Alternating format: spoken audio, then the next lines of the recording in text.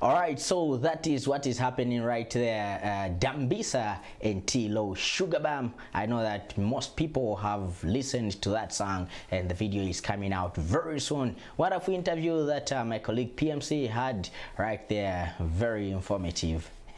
My questions here, so instead of going, I ask you back so that we see if you answer the same question. Alright, so right about now I'm being joined by Hope Foundation, talking about the Winnie Musonda Hope Foundation. Last week we had them when they were talking about the walk which they the way they had last Saturday, and today we are talking about the aftermath, the turnout, and of course the challenges that they faced right there. And of course I also have a beneficiary also coming through from the same foundation. Good morning, guys. How you doing? Good, thanks.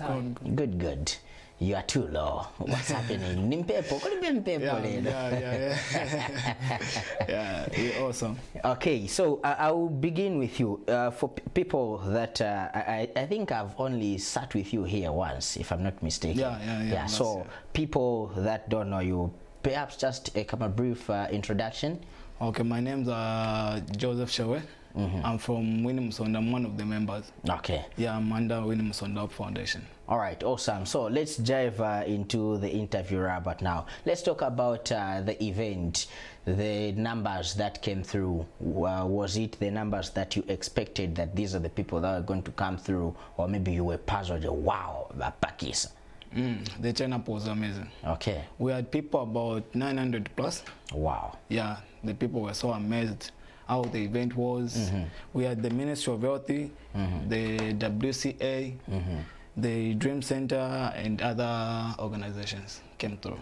Okay, so how did you manage to just put everything in place that it went so smoothly? And let's hope Vinasida exactly 12 hours is mnapitirire. Yeah, no, we know. Yeah, it was 12 hours. People were so amazed with how the work was. Yeah, we had some bishops, Dandy Crazy came through. Okay. Yeah, we had Wilbur Morgan. We had so many things. Okay. Yeah. So let's talk about on the very day, did you get to register or get people into the organization, those that had an interest to join you, to be a part of the Winnie Musonda, or maybe they just came, did the work, watched the entertainment, then walked away without any benefit? No, we did register. Some people registered. We had about 150 people registered. They want to be part of the organization. Yeah, and we also, people tested too. Okay. Yeah, they tested. We had a facility near Mateo Community Hospital. Okay. Yeah. So let's talk about this testing. Was it mandatory that if you attend the walk, then you must go and test, or maybe it was upon personal conviction where okay, I think let me go and test to see my status? Yeah, it's personal. We don't have to force anyone. Yeah, it was anyone can go and test on their time. Okay. Yeah, the testing kit was available for everyone who wanted to test. Yeah, we had about 200 people who tested. Okay. Yeah. Okay, awesome. Anyway, let me shift my attention to the big man here. I almost called him young man because you know, these faces of nowadays, even if you are 30 chakutuoni kamga ukalikamnyamat. Brother man, a brief introduction. Well, thanks. My name is Anthony Zulu, come from Material 1 Hospital. Okay. I'm a peer counselor, PhD, as well as a mental and trauma counselor.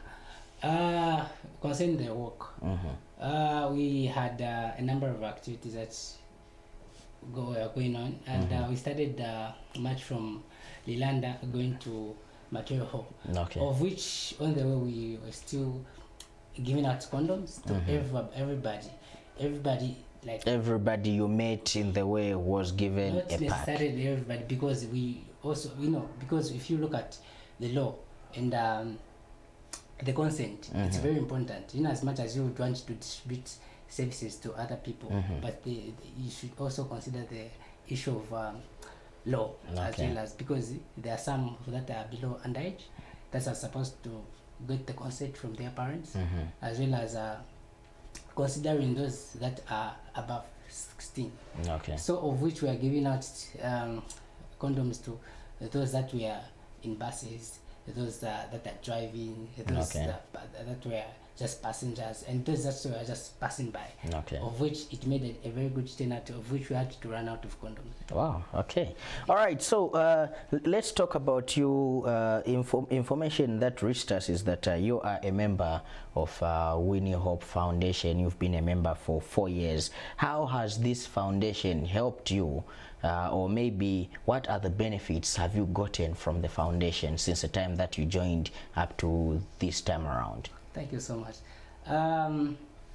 Okay, to me personally, I've benefited a lot because last year we had a youth event of which Winnie Musonda Foundation participated, of which it had to adopt 15 adults from my space, of which they are part of their work. Okay. And of which this year they have adopted about 25 more, of which it makes 40. Okay. So of which they want to make every adolescent to be part of it, as well as to open up an organization, or rather an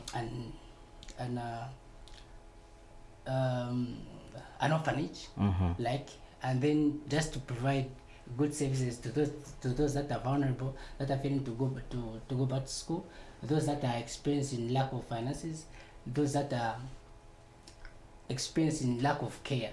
Because in as much as we come from different homes, we face different problems, but the thing is, there are just times where an adolescent comes from home where they are not free from where they're coming from. They don't experience that peace that they're supposed to experience. Okay. They don't experience that excitement, that moral support, that psychological support that they're supposed to experience. But hence, if they come to our space, they tend to experience different experiences with other colleagues, because if I am able to share my own experience, you're able to share your own experience, he's able to share his own experience, of which it makes somebody to feel, okay, I think right now I'm in the right place because of the environment. Because is even the issue of running away from their own homes, there are people that do that, young people, because I believe this statement that said, it's a Bible prophet, brother, it says if anything, of which that is true, because in as much as you could look smart, you could look cute, but the thing is, there are deep inside issues that is affecting all of us. Sometimes it's not about me looking good, it's not about you looking good, but there are stuffs that are affecting you psychologically, mentally, you get that, of which you yourself, you cannot handle them.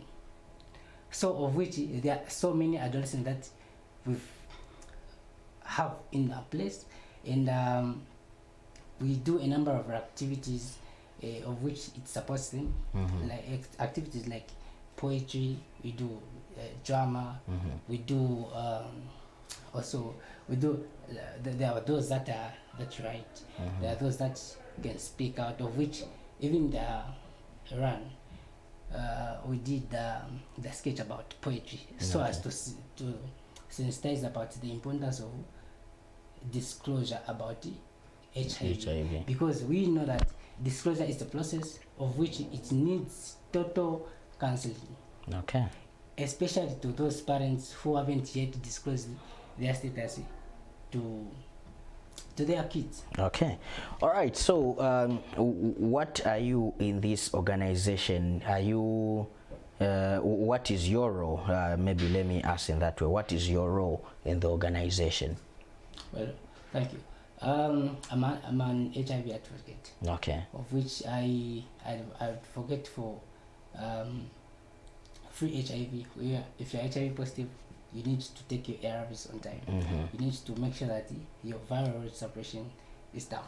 You need to make sure that you stay healthy. You need to make sure that you engage yourself in different activities that would motivate you, that would provoke your mind, that would make you undressed, even if you'd feel part of yourself, where you just accept yourself as your whole, where you don't even feel like I'm stigmatized here, because you need just to accept yourself, because once you accept that is the first therapeutic treatment that you give to yourself. All right, thank you very much. I think you and I can get the whole day talking. You've got too much data.